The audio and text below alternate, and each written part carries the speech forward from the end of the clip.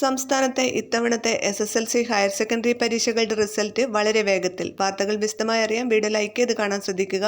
വിദ്യാഭ്യാസപരമായ വാർത്തകളും അതുപോലെ അവധിയെക്കുറിച്ചുള്ള വാർത്തകളും ഒക്കെ അറിയാൻ നിങ്ങൾ ഈ ചാനൽ സബ്സ്ക്രൈബ് ചെയ്യുക. വീഡിയോ ഉപകാരപ്രദമായ ഷെയർ ചെയ്യാനും മറക്കരുത്.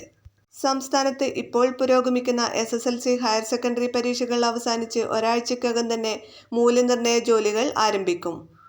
14 ദിവസം കൊണ്ട് തന്നെ മൂല്യനിർണ്ണയം നടത്തി അതിവേഗം റിസൾട്ടും പ്രസിദ്ധീകരിക്കും.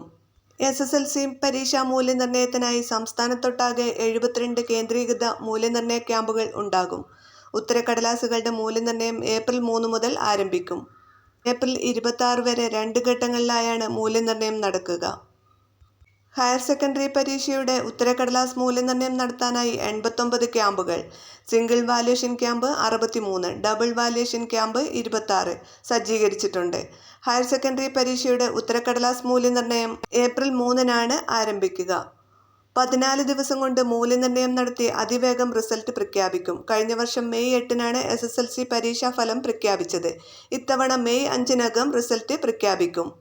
SSLC ഫലപ്രഖ്യാപനത്തിന് തൊട്ടു പിന്നാലെ തന്നെ ഹയർ സെക്കൻഡറി ഫലപ്രഖ്യാപനവും ഉണ്ടാകും.